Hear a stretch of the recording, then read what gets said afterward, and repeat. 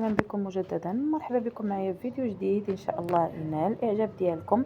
وكيف ما كتشوفوا معايا غادي نشارك معكم اليوم ان بان دو بوش اللي الثمن ديالو اقتصادي ولكن القيمه ديالو فعاله جدا.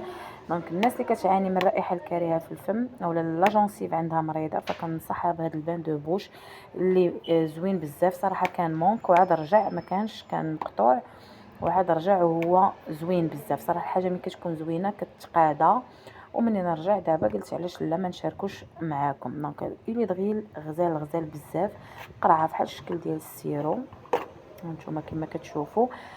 كديريه حتى 3 المرات في النهار مع شويه د الماء دافي وكتشلي به الفم ديالك، يعني كيجمع اللثه ما كيخليش داك الدم. الناس اللي كيغسلوا سنانهم وكتنزف لهم اللثه، الناس اللي عندهم الريحه في الفم ديالهم بسبب اللثه، ولكن الا كان عندهم مشكل المعده اولا المصران فما كيلقش لهم هذا بوحدو، كيخصو يعالج المعده ديالو او المصران ديالو.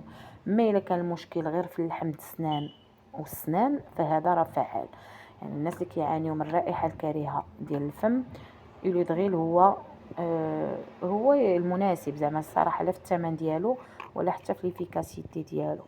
دونك بالنسبه للثمن ديالو 16 درهم و60 وهادو هما المادات باش نصاوب. دونك نتمنى نكون فدتكم في هذا الفيديو.